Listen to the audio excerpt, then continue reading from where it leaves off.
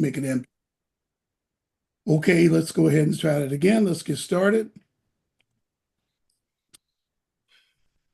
Okay, let's talk about admissions acceptance information. When I'm going to do that right now, make you co-host. Okay, so Brianna can concentrate too. I don't know when I'm going to call her. All right, okay. It's the 10th meeting. I cut down the amount of meetings this year, made more videos. Hope you subscribe to our channel. Quinn, at some point, will throw that up there. You all need to subscribe because a lot of things I'm only going to be able to say on video. Very short, I promise. I'll send very short videos if I send two. I know how busy we are this time of year. Now, each one of these admissions acceptance deposits or admissions related or enrollment related deposits are not covered by financial aid. So you got deposits for admission, right? You have that first that you have to worry about. These are all pretty much non-refundable. Pretty much non-refundable. The initial deposits are non-refundable. Let me hide the controls. Okay. Okay. Housing deposit, usually there's a non-refundable portion. That's $200 to $500. That's also due. Yes? Question? No, okay, good. Okay. And then the parent and youth orientation payment, it's usually required. I know for CSU it's required. You want to sign up for your orientation or you'll be in the dark about the enrollment process. For sure, you want to do that. Okay. All right, let's continue. You got deposits for housing. Right away, I say, and orientation again. Right away, you want to make these deposits. Very, very important. Here's some tips for students because every year these things come up, sorry to say. So I'm going to give some tips to the students. There are 11 of you here. Tips for this time of the year from 25 years of experience. Watch for academic senioritis. All of your admissions are what we call conditional. If you fail a class that you need to get into the school or get a D in a class, you need to get into the school. Or for those of you that are hearing this video, if you got an UC, and it's true of San Diego State too now, think about it. If your grades dip significantly, they could take away admission. Guard your relationships. Some of you have relationships. We'll talk more about it in another meeting with the opposite sex. I want you to guard yourself. You know, you need to guard yourself. How much you on mute? Let me make sure I get these muted out. Okay, God, I got it muted. Okay. Guard your relationships, I have a lot more to say about that in a certain meeting I'm going to have later on in June. But that's what I'll say about it for right now. Remember to respect your parents. The commandment is to respect and honor parents. What's happening is you're becoming an adult now and you're getting a little maturity. Yes, that's good. Getting a little bit of the understanding you need to speak up, speak back, but there's still a way to be very respectful. Start thinking about your career. I'll be helping you to do that in the next, in 3 significant meetings. We're going to have 2 meetings we're going to have with youth only. We'll talk about that later. Remember your family values. Your success is going to be bigger than just you. It includes your community, your family. All of that is part of your success. Remember your family values. Very important. Double down on that. All right, here are the enrollment process steps. There's admission acceptance. You're going to assess the college cost. You're going to do a housing deposit, orientation deposit, apply for loans. Student and parents might say, I don't want loans. Well, we'll talk about that a little later. Arrange travel to orientation, class registration. You're going to make a payment if there's no parent loan. If there is a parent loan, you don't have no payment to make if it's approved. We're going to talk about parent loans a little later. Then you're going to have college move in. All right, let's get into it. Let's define 2 important terms. Or I should say I'm going to get into college costs now. That's why it's red. Defining 2 important terms. Direct costs is the expenses that are on the bill, the fixed costs, tuition, mandatory fees, room and board. It's 85 to 90% of your total cost, okay? It's going to be on the bill. Indirect costs, other costs that are not on the bill. Controllable costs, amortized, we call them amortized costs, costs that are taken out over time. That's what happens there. Okay. I'm continuing with this slide here. There we go. Books and personal expenses, transportation, other fees are a good example of indirect costs. Okay, so you have direct costs that are on the bill. Parents usually worry about both indirect and direct. I know we do. I know you do as a parent. But only direct costs really matters because this won't be what you have to pay. Indirect costs are usually not an issue. They're smaller. They're about 5 to 10% of the total cost of school. And I said before, nobody has left school because of cost and said it's because of, the travel to the school is too expensive, the personal stuff is too expensive, or the books are too high. I never hear that. I always hear the direct cost is the issue. Okay. Okay. Parents usually pay these from home operating funds, plus if there's any scholarships you might get. The scholarships you'll find will help with indirect costs, not so much with direct costs, unless they're very, very, very high. They're very big, then they could help. Okay, here's a financial aid award. I'm gonna quickly run through these because I've done it before. This is the way you might be looking at your financial aid award. You're adding everything up. You're saying, okay, I get $25,000 a semester, and it cost me $34 a semester. So I'm going to owe $17,405 at the bottom. That's the way you're looking at it. But I think you should look at it this way, taking out the work study and the plus loan, because you got to figure out what the plus loan is going to be. Taking out the books, transportation, and personal expenses, and you still owe $18,000, but now you have a real good hand on what pays for what, and you don't let them do what they're going to do. Some schools will do what they do on the next slide to you. I don't want you to be surprised by this. This is the way it is. Work study, don't count on working. And if you work, it's not going to go toward the bill anyway. It's going to be spending money. Okay? Next, here's another example of the way you might look at it. It's the same thing, but it's a different situation. You could say this comes to $33,000, and the school is $45,000 per semester, and 23,800. But did you notice that the parent loan here is $16,000 per semester? They included it in the financial aid. So the way it really works is the way it really looks. There you go. I block out the plus loan. I'll block out the work study. And, I went the wrong way, sorry. I'll block those out, and really you owe $54,000. That's what you really owe, because your financial aid award is really only $14,750 per semester, and then you owe $54,500. Again, if there's any questions, use the chat, or just speak right up. I'll hear you or see you. You can put it in the chat. That'd be probably a good way. Quinn will see it, or Brianna, and they'll interrupt me. Okay, please try to compare schools equally. I see this time of the year when you're down to the decision, those of you that are watching this video, sometimes what happens is that people don't compare the schools equally. So CSU, in this case, there was no grant, no presidential grant. On the private school, there were grants and awards. The total award at CSU was only $3,200. But yet at the end of the day, look what happens in the red down below. CSU is cheaper than the private school. You might wonder, how can that happen with a $35,000 award? But the direct cost is $89,000, which is typical for a selective private college.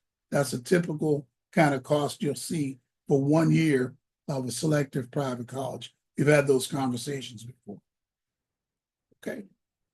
So again, reviewing what dollars are needed before the award, the admission deposit, the housing deposit, the orientation, and the travel costs. Those are all costs that will be incurred prior to even getting your financial aid awards, because those are only given to you the day after you sit in the seat in the fall. This is why a lot of Black schools, you go early, like July 31st, class might start August 2nd or 3rd or 10th, because they're able to get that federal money right away, right after you start school. Because most schools will go end of August or even early in September. Again, if there's any questions, please put them in the chat, and I'm sure Quinn or Brianna will see it. Here's how most parents, a lot of you will say, well, how do parents do this? How do they pay for college? Excuse me. Yeah, go Hey, right so ahead. we have a question in the chat. Okay. It says, how do we find out financial aid award? We haven't been able to access it. Well, my temptation is to find out what school it is. So I'm going to do it. What school is it? Let me ask. Or Speak up. Who's the person? I can tell you. Miss Prather? Oh. So your situation is you won't have one, but I can tell you what's on it. We can meet after the meeting. Because theoretically, the appeal has to be approved, right? Okay, but I can tell you what's going to be on it. Don't worry. All right. That's a pretty easy one. Anybody else? Okay, remember the next step in that situation is the appeal. Okay. I think I have something I say about appeals in here later. Here's how most parents pay for the direct and indirect costs for college. May 1st, deposits are usually cash or credit card. Student loan, I added this chart last year because a parent asked me this. Your student loan activation is going to pay up to $5,500 of that. When the student activates their loan, they'll get that credit on their account. I'll talk about that in a minute. The parent loan application and approval up to the total cost of the college. These things happen May through June of 2025. If the parent loan is disapproved, there is a matter of a $4,000 that the student can get in loans, in student loans from the school. So that you're going to find out later more about the parent loan. Then your books, material, personal student costs, and technology are things that also occur during this period. It's July 2025 and continuously in the academic year. Those are considered indirect costs that continuously occurring throughout the semester. Now, I will admit, books has become very, very inexpensive because almost always books are available online. The teachers are writing their own materials a lot, and you can get them through the school very cheap, or they're just available on things like the Apple system and Google Drive. They put things out there, and they might get a copyright to a book that way. But occasionally, you still have to buy books. You can buy them used if you stay on time with your registration and you're at the orientation. You'll have plenty of time to do that. Let's continue. What if you want to pay cash for college? All right, no installments, cash. Then you pay your first 3 months, 1 to 3 months of the dorm in cash. You pay the semester tuition and mandatory fees in cash. You can pay them July through August. In the case of Black school, if you don't make those cash payments in time, they will not allow you to come into the dorm. In other schools, they will allow you to come in the dorm and they'll start billing you. But in HBCU, traditionally Black college, and some other colleges, when you come to that dorm, they're going to see if you've paid.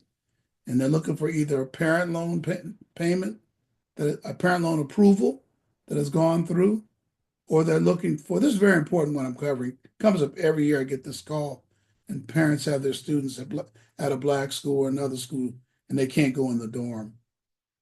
So you really want to make sure that everything is up to date when you show up at the end of July.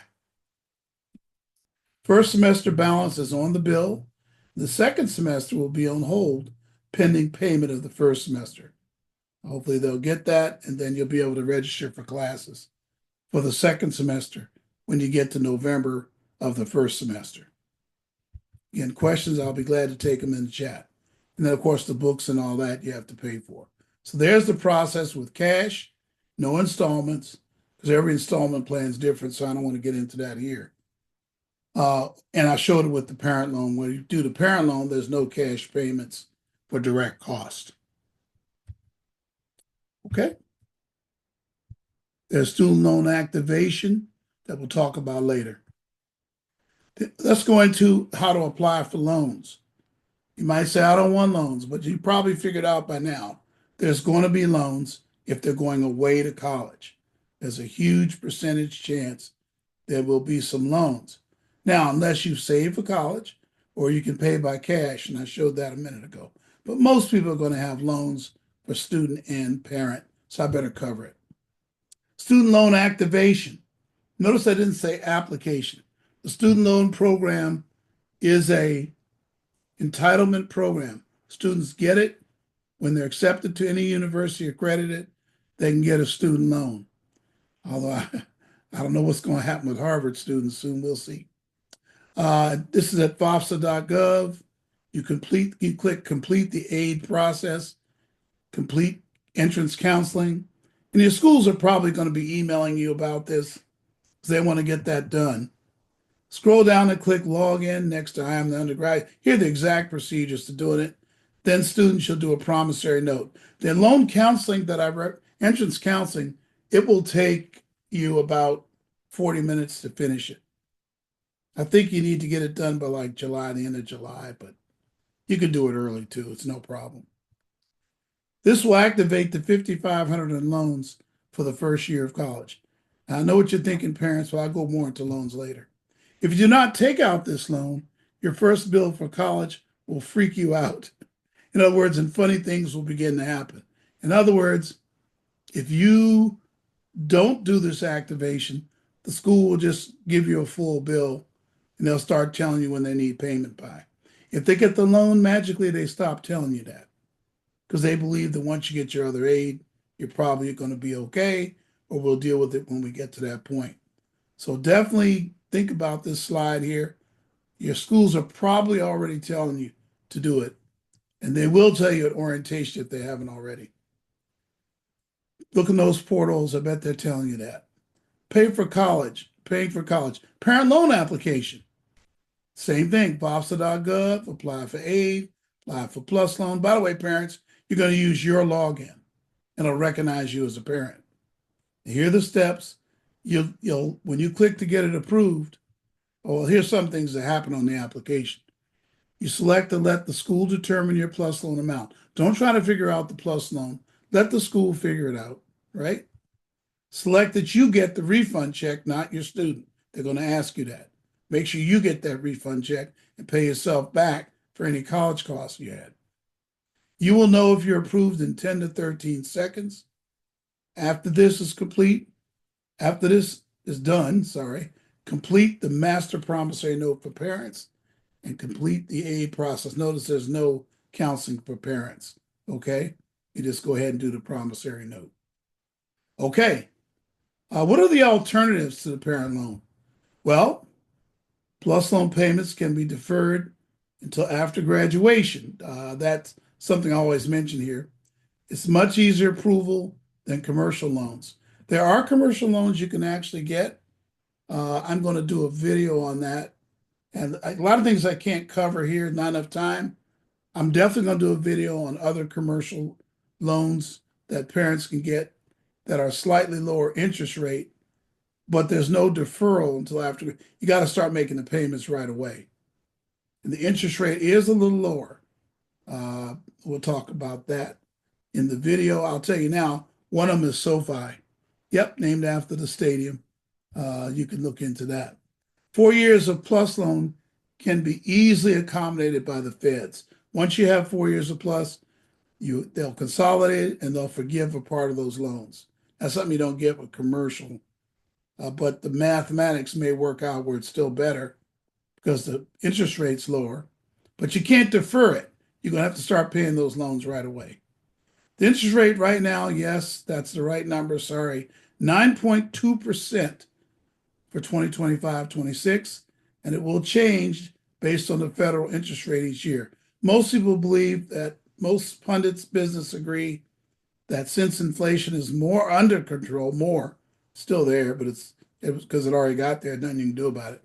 But the rate of growth of it is slowing down. And many believe once the tariff situation gets fixed, and it is slowly getting back to normal, everybody believes the interest rate will go down. I don't think it'll be in time for this year, but it's been down as low as 5%, 4% for parent loans in the past. Alternative loans may have lower interest rate. I mentioned that, but the payments start right away. There's an online comparison you can do. Again, I'll do a video on it. I was going to get into that deeper today. That seemed a little too deep for a session. Why do we have federal loans for college? Good question. Need-based federal and state grants plus the merit scholarships come out to be less than the direct cost. So you got to pay that. It's called the gap. So the green bar represents tuition fees and room and board for a typical college. Then we have Pell Grant, Cal Grant, University Grant, and merit scholarships that are all free money that you could get for college. But then there still could be a gap. You see, that red bar in general is lower than the green one. And that dashed blue line is where you're going to pay your cash plus loans. That's why we have loans, because the red block is not big enough to cover. Now, I drew it out of proportion in some cases. The lower your income is, the bigger the red part is, right? But there's still going to be a dash part where you're going to pay in cash or you'll take out loans. It'll be really small if there's no dependents, like say your independent status on your FAFSA, or your income is so low in the house, that red will go all the way up to the top almost. There'll be a tiny amount left at the top. But for most people who are working and making an income, there's going to be a gap there, especially if they're living on campus. Now, of course, if they go locally to school, of course, that won't be there either. There's two categories of student loans. First of all, you have direct student loans, also still called by some people Stafford loans.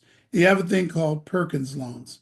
They're very rare, only for schools that have very low default rates and have high cost. It's a government loan. It's easily forgiven, though. That's why it's different than the direct student loan. Parent loan for undergraduate students, notice I have it under student loans, because it is a student loan at the end of the day. It's just one that parents can take out. It's also called a plus loan. You'll hear me saying that a lot. There's no loan forgiveness, and there is a credit check. There are some cases where you can get these loans forgiven over here. The Perkins loans are totally forgivable, commonly forgiven. There's things the students can do in terms of volunteer work on the campus. They can get that loan forgiven. There's no credit check on a Perkins. Then direct student loans, there's forgiveness for federal government employees if you go work for the federal government, AmeriCorps, Peace Corps service 3 years, Teach for America. These are ways students get forgiveness, direct student loans. And there is no credit check for those either. I don't say it, but there isn't. Students should pay. Now, here's an argument for why students should pay for college, because some of you are thinking that, well, let's go through this. Students should pay or owe something for their college. They'll receive something of lifelong value. They should pay. I'm glad the students are hearing this. They are become more motivated to complete college when they have some skin in the game. They owe.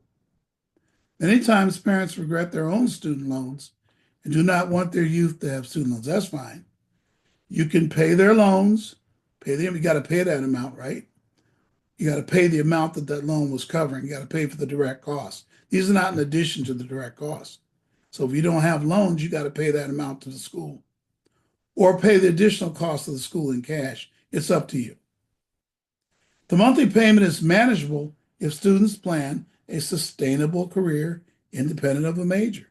A life plan is needed while they're in college to repay their loans. And I'll talk more about the kind of majors and some kind of minors they can get that will pay for the cost while they're in school. They're going to more school. A lot of times they feel like they go for their masters and all that, parents feel they still have to support them. But that's not necessarily true. Other loan facts, interest rates. These are updated amounts. It's 6.53% for direct student loans and for the Perkins loan. Again, this is the highest I've seen them in a while, and that's because of inflation that we've had over the last 2 or 3 years. Parent loans are 9.2%, all because of the Fed, right? We talked about that. The maximum loan lengths are 7 years for each, although extensions are possible. You could extend the parent loan up to 30 years, but the costs dramatically increase. Most common extension is 9 or 10 years. Now, I had a parent loan. I kept it for about 3 years for my oldest daughter, and I got a break at work, got a big bonus, and paid it off. So as soon as you can do that. But that's a loan that could get pretty sizable. 2 types of student direct loans. Subsidized, the interest is paid by the feds while the student is in college, all 4 years. The interest does accrue 6 months after the student leaves college. So subsidized loans, they start to accrue interest 6 months after the student leaves college. The first year loan is $35, second $45, third and fourth $5,500. The maximum subsidized loan, therefore, if you add those up, is $19,000. And remember, when they leave school, they will have paid no interest on that, right? Unsubsidized loans, $2,000 each year for 5 years, plus an additional $4,000 per year if the plus is rejected. Okay, if the parent loan is rejected, there's additional $4,000. So the maximum of those loans will be $22,000. Well, typically students will owe about $225 to $380 a month for 5 to 7 years. But a lot of my students who've paid off their loans will make higher payments, and they finish usually in 3 to 5 years. Turns out if you pay it off in 3 to 5 years, the government might forgive the 2, depending on your payment profile. Okay? And I feel that if a student can't pay $225 to $380 per month, that happens a lot of times, then you got to look at some career planning and or go back to the government and negotiate a lower payment. And there are ways to do that. I don't want to get in the weeds, but it can be based on your income. Typical 4-year, and by the way, if you do that, you don't accrue any additional interest. That's the way they set it up. Okay, a typical 4-year student for West Angeles program that I've seen. Here's 4 years. There's the subsidized and the unsubsidized amount. On the left hand, I'm sorry, it's 3.5 years over to the left. You can see it's $12,250 and $7,000. Now over to the right is 4 years, which is $14,000 and $8,000 of unsubsidized loans. Okay, $22,000 on the right. Looks like about $19,250 on the left. That's typical what I see. Other payment, but sometimes it's lower though. Like if students have reduced income and have a Pell Grant, they'll still have loans, but they'll be much smaller. And it's possible to have no loans actually in those kind of situations when the income is low. But this is what I see from a typical student coming from a family that's, middle class or low middle or upper middle class. Other payment alternatives to the plus. You might wonder, well, before I take out a parent loan, what are my alternatives? Loans against your 401k, 403b, or deferred 257. You can take loans against that and pay yourself back from your paycheck. You can set it up with your HR, where you can take money out every year and pay. I did some of that, and I didn't really feel it because my payment that was going to my savings plan, my 401k, they just took a portion of it and paid on the loans. So I did that a couple times while my daughter was in school. 403b and 257 the same way. Sometimes parents can borrow against pension too, I think. Withdrawals from the above. You could withdraw from any of those accounts, although I advise against that. You could withdraw and you could pay that way one year. You remember it's 4 times you got to do it. You got to come up with something. Maybe less each year. I'll tell you about that later. That depends on your student. There's a loan from relative you can do, but there could be strings attached. I've had a lot of families find out that, and it can be a really tough subject inside of families. But nevertheless, maybe there's a relative that will give a loan or just will take care of part of the value of that plus loan. I'm trying to remember something like that happened to my daughter. I think my sister gave her like $8,000 from a bonus she had, but she just gave it to her because that made my parent loan lower, right? Can you raise your income level? Some people can raise their income short term. Payroll withholding change, check with your tax advisor. Maybe you can do that because you're going to get a deduction while they're in college, right, on them. Major budget reductions you can make in the house. I've done that. Sibling schools, how is private school working out? Maybe it's a good time to analyze the schools. Technology reductions, car sales and payoffs. These are just some ideas. I got these ideas from parents, what they have done to reduce their parent loan. Okay, students, your behaviors in college can reduce the amount of the plus loan every year. Please look at this list closely, students. Parents are depending on you to do this. And we'll talk more about these in your session, your youth-only session with me in June. We'll give you those dates, don't worry. Active on the campus. Please be active on the campus, students. Get into clubs and organizations, okay? You're gonna have to get roommates your second year, 2 to 3, sometimes off campus. If you haven't socialized and met people, it's gonna be hard.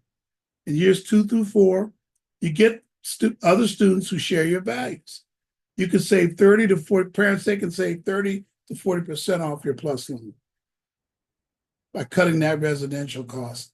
Again, I'll go over that with students. I'll give you a plan for what each year looks like. One major directly related to, make one of your majors directly related, or even minor, sorry, or even some classes directly related to a career and a job immediately. So you might have a career you're going for, but you want to get some job skills. Every student should know how to use all of the Microsoft suite, PowerPoint, Excel, and schools have classes in these. Word, you should be able to use every major software package. Excel, I think I said that. You should be able to use all those. Plus, I think students should know how to set up a website. Usually there's clubs you can learn that at college, or there's classes you can take. There's certain skills you need to leave with. I think you need to leave knowing how to use, just a minute, a little internet issue here, hold on. Okay. You need to be even able to use AI. I think you need to be able to use artificial intelligence like ChatGPT to help yourself study, to teach you how to study. CSU just gave every student a license for ChatGPT, and they gave it to the professors too. These are the kind of skills you need to be getting. Classes in summer you should be taking. Again, these are things you can do, students, to reduce that parent loan that your parents are taking out. You'll reduce it over time. General ed courses, try to finish early. If you can end 1 year early, 1 semester early, you'll save your parents 13, 14% from their parent loan. And if you're living off campus too, ooh, they'll hardly feel it. Again, I'll talk about these later. Trade Tech, I think it's the last summer we'll have with them. We have another partnership announcement, we hope. They'll be offering classes online, not here at West Sanders, sorry, this spring and summer. I think we just emailed about it. Email me for details. I think students should start taking their general ed classes this summer and every summer. Be proactive. Take actions to prevent D's and F's. No matter what your high school performance was, no matter how good of a student you were, you got to watch that first semester in college. It's very different. Develop a study process that works. I'll be covering that in a future session. Academically prepare for college writing, college math, and/or biology this summer. Prepare for those classes. Those are the classes that are usually a problem the first semester. Now, I'm going to offer a college math course probably online this summer. And when you see the email, if there's an interest, if there's no interest, I got to have at least 3 or 4 interested. If you have problems with math right now and you got into college, those problems with math will follow you to college. You have to be ready. We like to offer you help in college math. Okay, so these are the behaviors that we think that students need to have that will reduce the parent loan each year significantly. It's like if you owe 30, 40,000 in parent loan, you can have that down to 10 or 12,000 by the senior year, 12th grade year, or the fourth year. All right, here's some plus things to know, parents. The plus is a federal government loan, not a commercial loan, but it has a commercial credit check. You can find a similar loan for students, but you will be the co-borrower, even though it's their loan. It will show up on your credit report. You start the process by asking your youth's chosen college's financial aid office about their process. I will say, most schools, you just go online and do it, like I'll tell you in a minute. But there's a school every now and then that will have a note on there saying, call the financial aid office. I think San Jose State used to do that. And there are 3 or 4 black schools that do. I think Hampton might do that, actually. You might go online to get your parent loan. It'll say, call the financial aid office at Hampton, because they want to submit that form for you. Call your youth's chosen college about their process for your application for the parent loan. All right. Here we go. You will get a commercial credit check, parents, by a TransUnion or another major credit reporting company. Check credit. You will be initially rejected if any one of the following circumstances. Notice the word initially, because there are a lot of ways to appeal a plus loan rejection. If that happens to you, get a hold of me. I might be able to help you. I've gone through this each year with parents. Because sometimes if that's rejected, it means the school has to be changed. Let's see. If you have a federal state income tax lien or levy that's been unaddressed, that usually will be a problem for getting a parent loan. Default on any payment agreement that you have. Mortgage foreclosure last 5 years. Chapter 9 or 11 bankruptcy, discharge of debts. Chapter 13 is okay if there's no default. If you're in Chapter 13, you can still get a parent loan. Some parents think if they have a loan, they can't get a parent loan. That's not true. You can. Charge off, that should be, or existing 90-day delinquency of more than, so you could have a delinquency of more than 90 days, as long as it's lower than 2,085, you'll still be approved. Okay? It's much easier to get approved for a parent loan than a commercial loan. Voluntary or involuntary repo without an agreement, and write off of an existing student loan debt. So if you have a debt and it's been written off, but if you're paying or if you've been current, you're probably going to be okay. But if it's been written off, you will not be able to do the parent loan. But you can always reverse that. Again, if you don't get your parent loan, get a hold of me. I might be able to help you once we found out why it happened. I really want to help you with that. I think I've gained some experience with that over the years. There are a few more things to know about the parent loan. Be sure to check off that you want the school to calculate the amount of your plus and you're applying why, because it's very difficult to determine the cost difference. Let them do it, and you'll see the first year what it was, and if there's excess amount there, they'll give you a check, and just you'll realize that the next year you're just going to be able to be careful. It's better to let the school calculate it, because you'll be guaranteed you're getting the right amount. And it's hard to go back and get more. You could do it, but it's kind of hard. You're going to be depending on the school to help you with that, because the government wants to hear from the school. If you're approved for a parent loan, half the loan will be made available for the fall and half will be available for the spring, both 10 days prior to the first day of class. Steps for getting a plus loan. Contact the school. They probably will send you to studentloans.gov. Log in. Remember, it's your login, it's your loan, not the students. You apply for a plus and just follow the screens. You receive the refund, not your student. Make sure you say that in the application. I say 12 to 13 seconds. Now here I say 20 to 30. You'll know if you're approved. If approved, then you need to do the master promissory note. Almost done here. Enrollment process. Let's talk about housing and orientation. housing and orientation. What will happen at orientation? Students will learn all about campus life, residential life. Oh, let me make sure I'm looking at myself here. Okay, good. Residential life and residential agreement. Oh my goodness. I'll talk more about that later, students. You're signing away your life there that you're going to have a certain type of behavior. And we will have a lot to say about that when I meet with you. Food, you learn about the food, campus life and organizations, social opportunities, academic departments in life. You'll meet some professors. Now, here's the most important one. Course registration begins. You'll meet your advisors. Parents will learn how and when to pay also. Parent organizations on campus, they'll visit, health service student records, deadlines for semester payment. And then they'll learn their cash payment options, but I told you about that. So orientation is pretty important.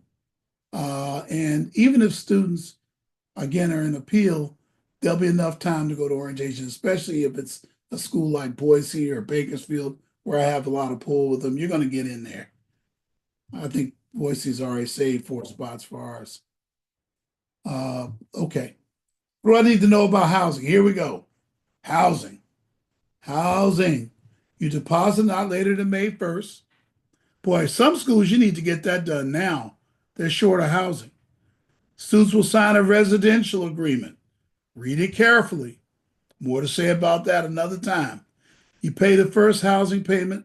Most times, it's prior to the financial aid being credited. Sometimes it's very high, but often it's not that bad. You just make the deposit. If students are getting a Pell Grant, they'll oftentimes waive the initial month's payments on the rent. Student accounts fund the day after class starts. Okay, some schools start in early August. That's why they do it, I think. Monthly dorm payments begin when the financial aid runs out in the first and second semester. So you start seeing you have to pay when the financial aid runs out, right? Then you have to pay a little bit. If the financial aid covers the school costs, you won't have any housing payments. Roommates. Aye. Students, listen close. Students should not live alone in college. If anybody's seeing this video or in this meeting today, you're thinking about living alone, don't do it. I think about, in my life, about half to 2/3 of the students that live alone don't finish at that college. They correct that and then they finish. They go to another school. If the student cannot, it's a clue. If you cannot live with other students, that's a clue that maybe you shouldn't go away to school. You're not ready to live away from home.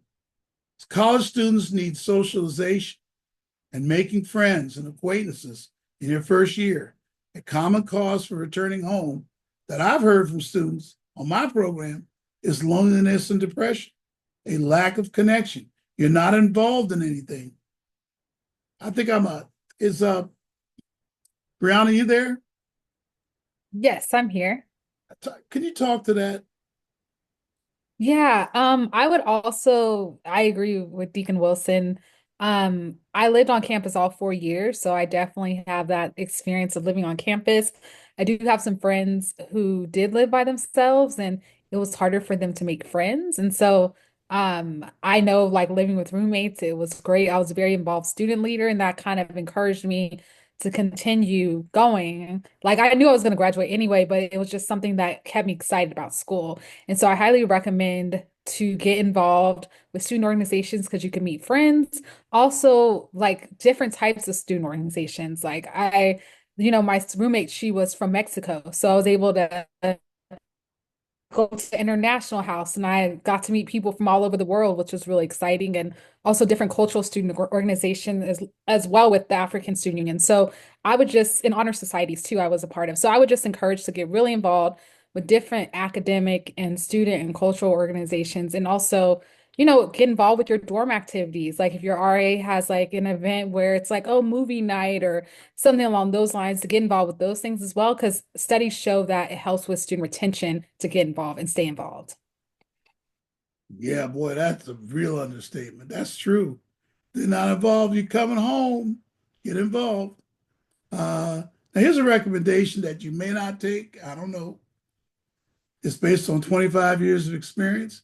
Do not room with a friend, a family member, or anyone you've known outside of school, including a friend of your parents' children.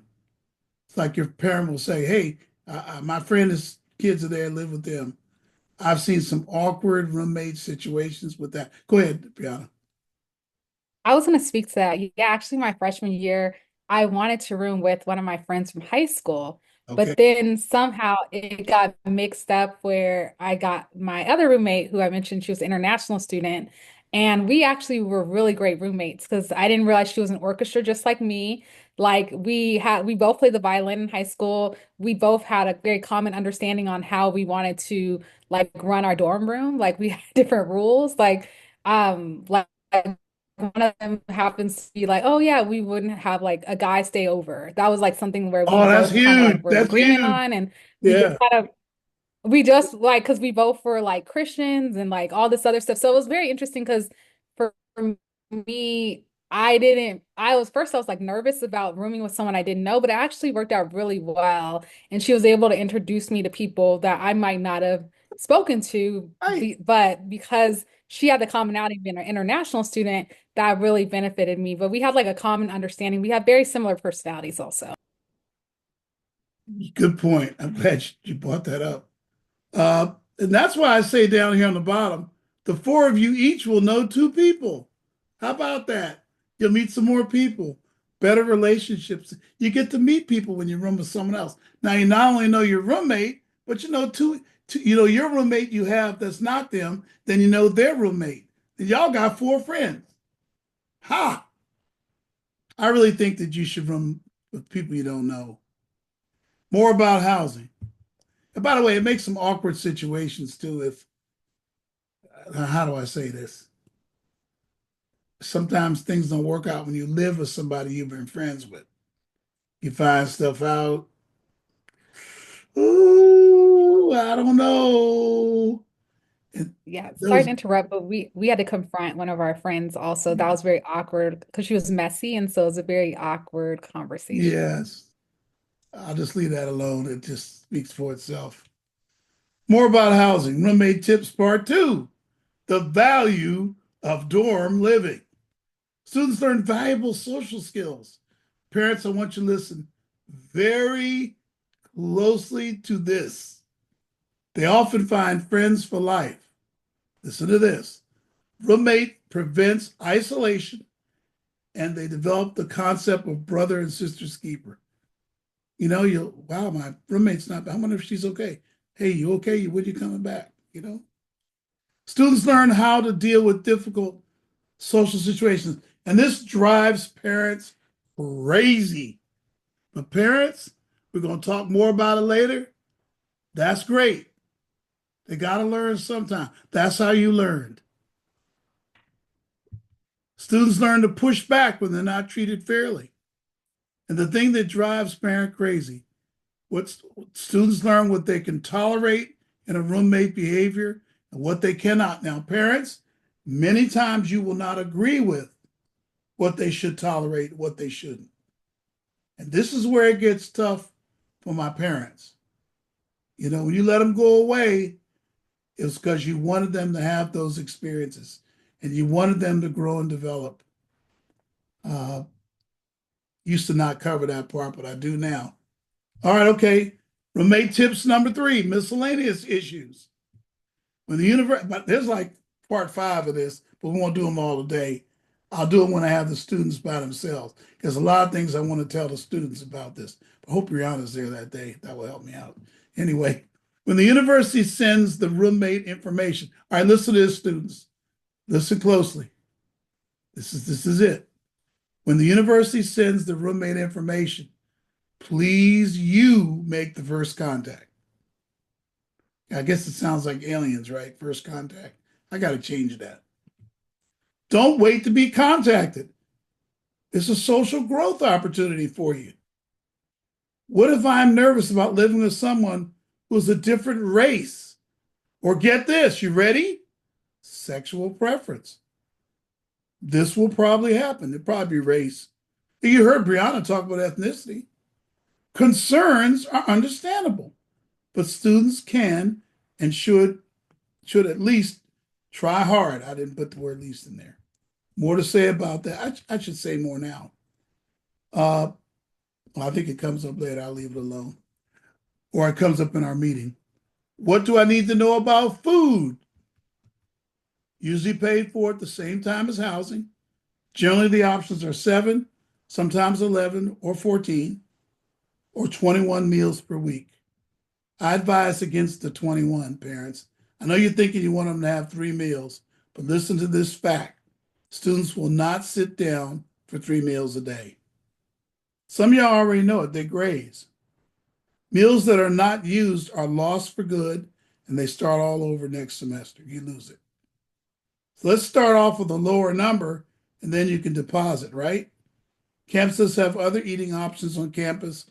They can use their food card or get a meal way reduced. There's a lot of options.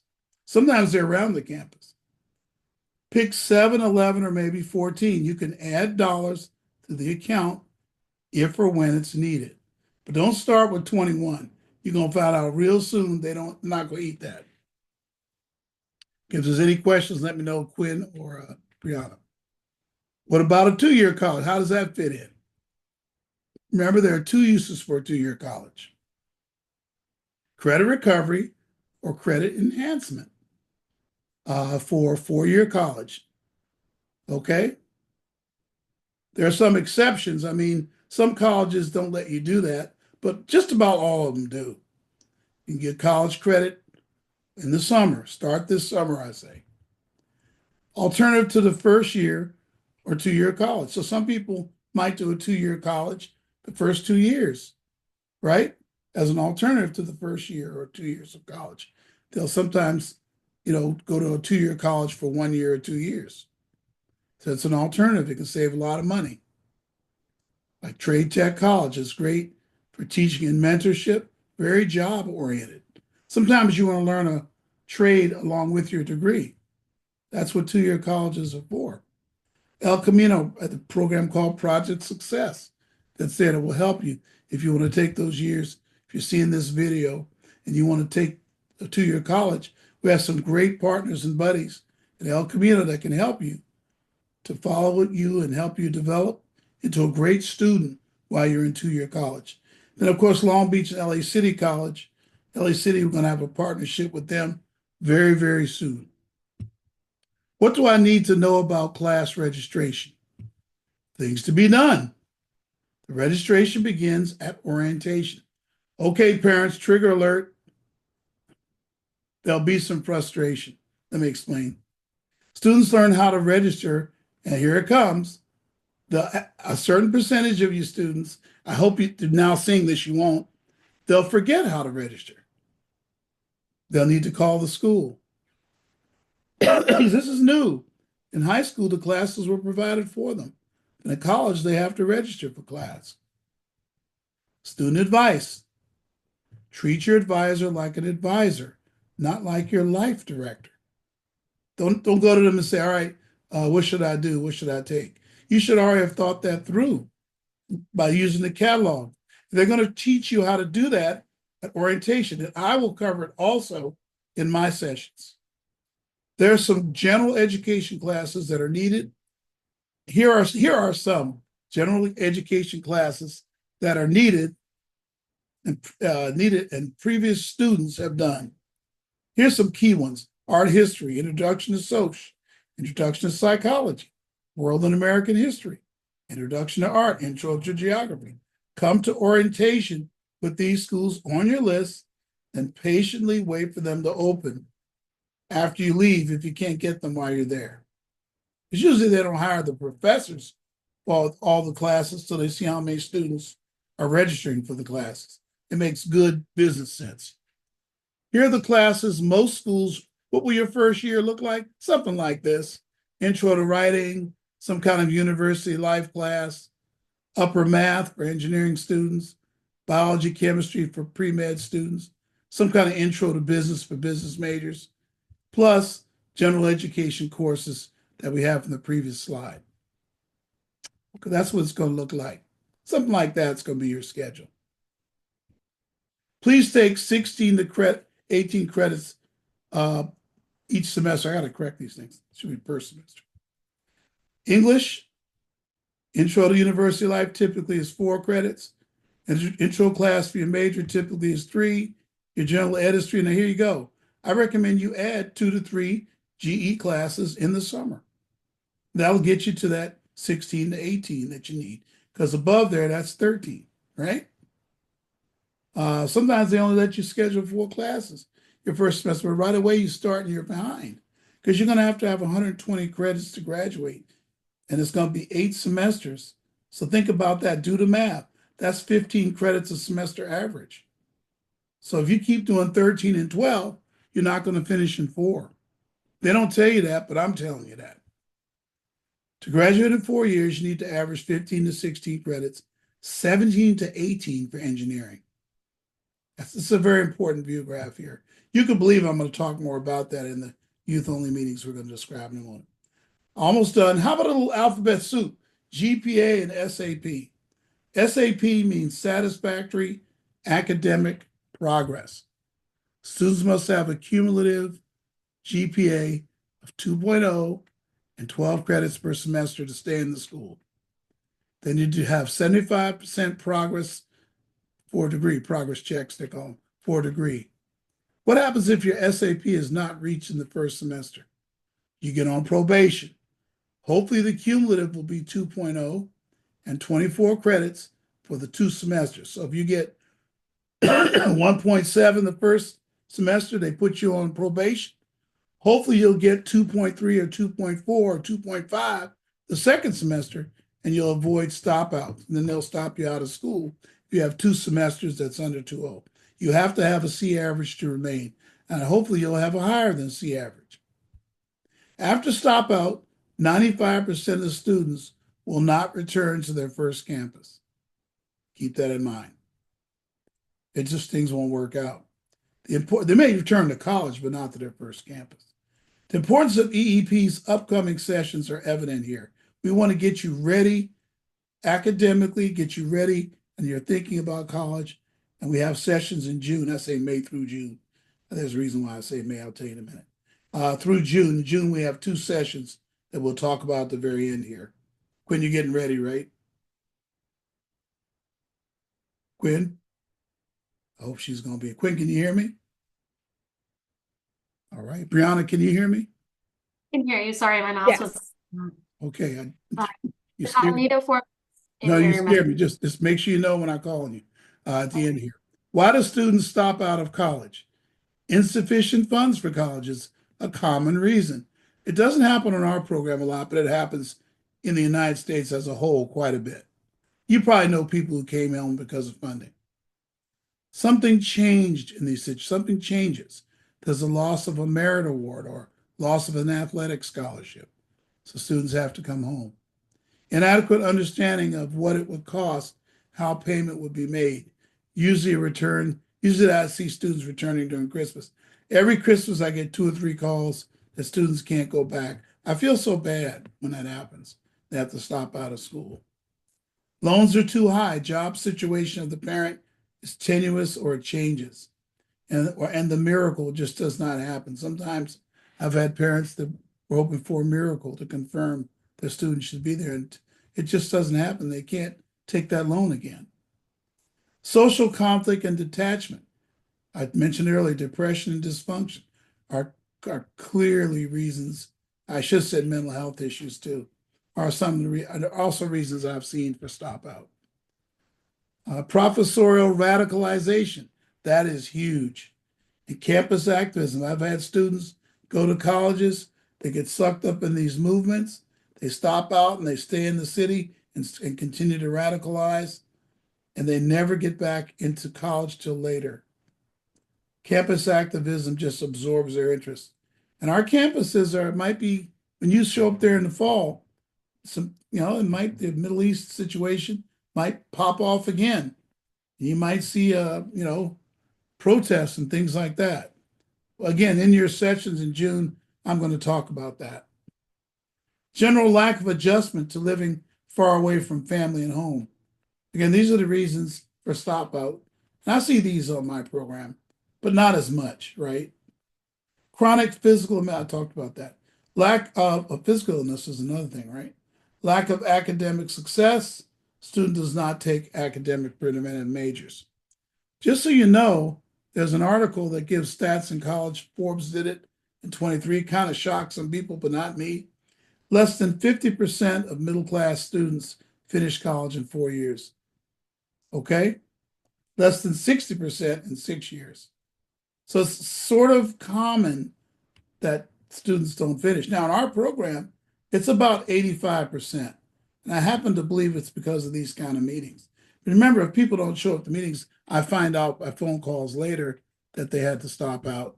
So I don't count them, necessarily until they actually stop out. To actually find out they did. To fight stop out, we have listen to this, what we have. We have a college success prep program, formerly called Life Confirmation Program. The mission statement is to give our high school graduates the knowledge, encouragement, information, spiritual involvement, and strength to finish college in 4 to 5 years. We have a ceremony we're going to have, and then we're going to have 2 sessions in June. Actually, these dates are wrong. I'm going to have Quinn. Quinn, could you explain the dates? And let me see if I can stop the share, maybe.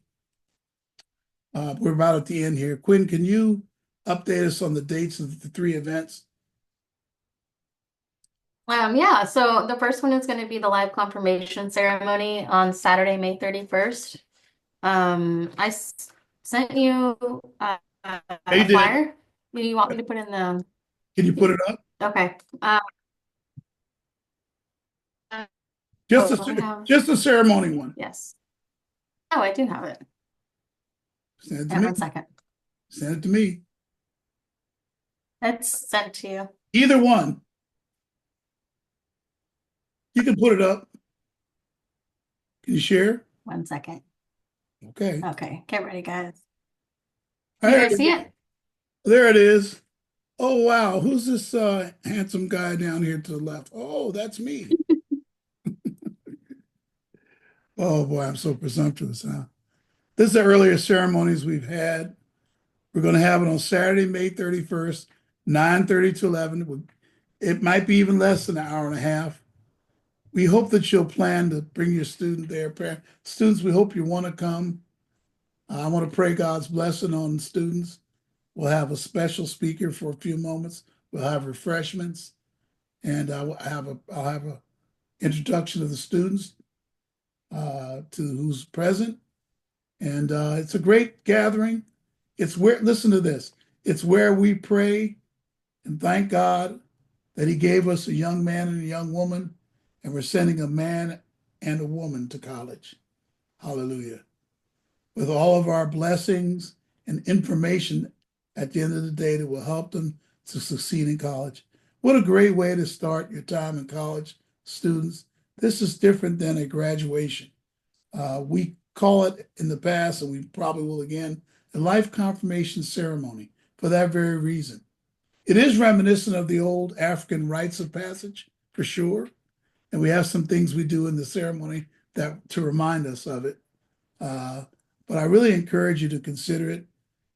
I never can have a perfect day where everybody's free. Sometimes I hit a day where people just can't make it. I get it. Just let me know. And we'll send you a link somewhere of how they can register for the session so we can know who's coming.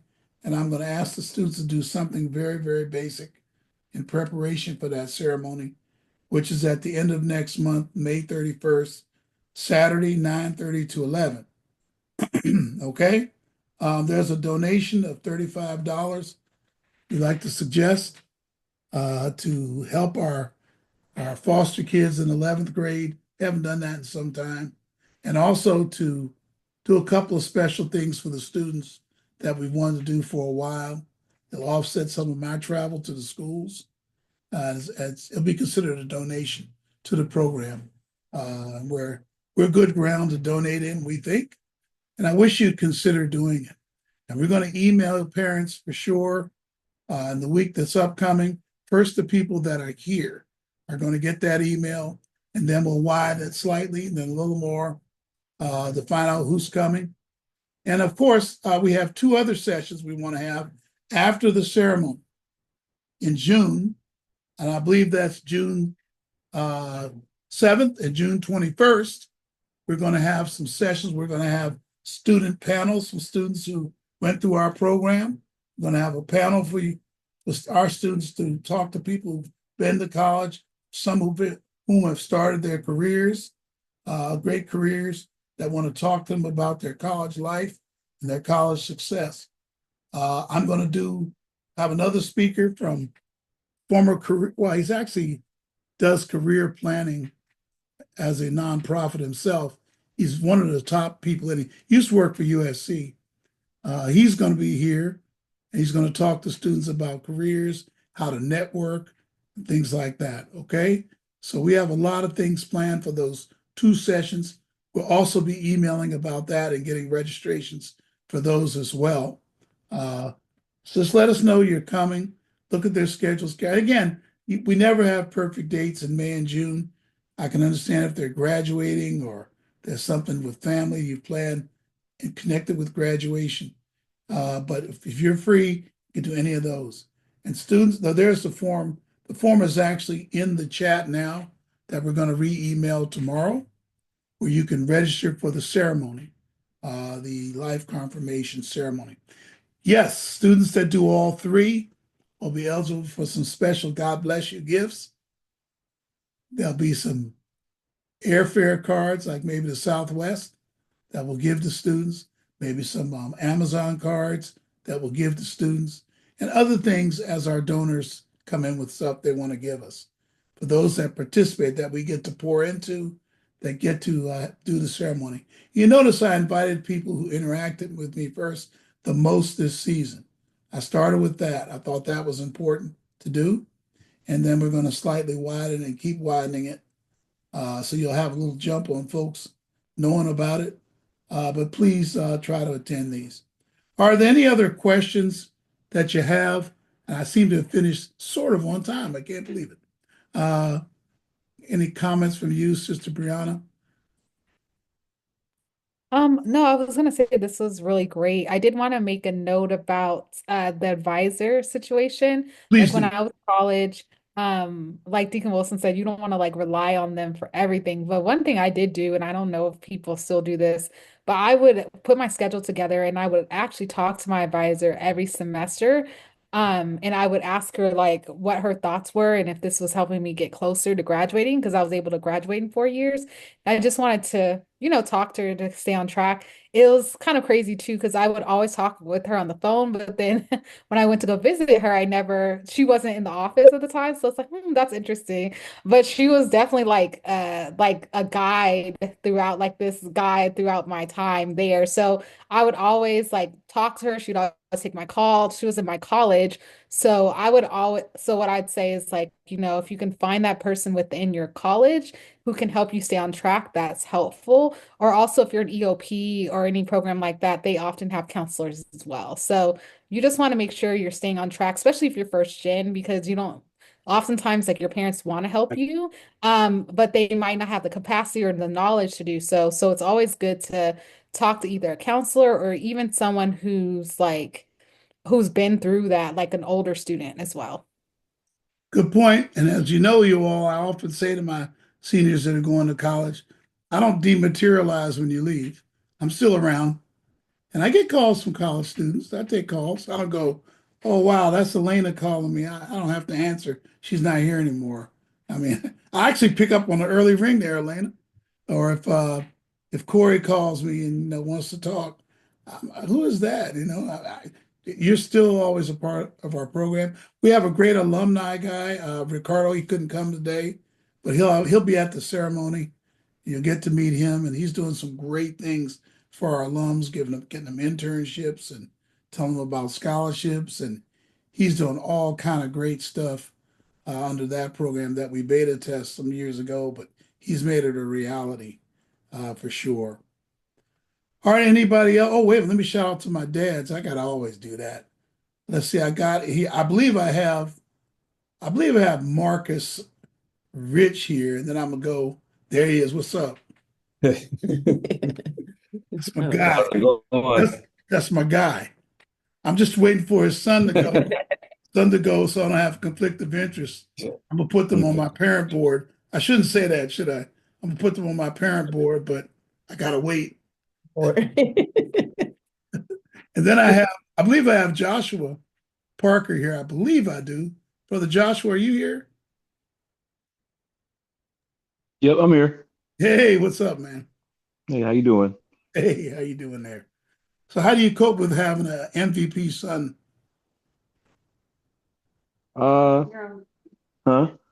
I mean, I'm excited about all of this. This is great. I mean, one thing I'll say for sure is that like we are super thankful for you being a part of our life and coming into our life at this time because like we really appreciate it because a lot of the I'm not from California and I went to college a long time ago. So a lot of the stuff that we learned by going through this process with you has been invaluable. And so we are extremely indebted and extremely appreciative of you and all the people you work with to be able to like deliver this for the kids because yeah, I mean I'm pretty sure Jaden will be going to school somewhere, but he definitely wouldn't be going to Boise because that was not on our radar at all. And he definitely wouldn't be experiencing like honors college and all those things. So extremely appreciative of that because I think we really have helped direct our son into a really great future for his life. I talked to a certain, I think he knows this person, a certain honest college guy. He's excited for have all three of our guys, and I I feel like your son, man. They asked me about him before he even went to Boise. They were asking about him, so it's kind of funny how that worked out. All right, give a shout out to your wife for me. I appreciate that. Yep, she's right here. Oh, hi there, Sister Diamond. All right, I think she's there, but I don't think she can. All right, let's see who else. Sister Davin, was that everything all right?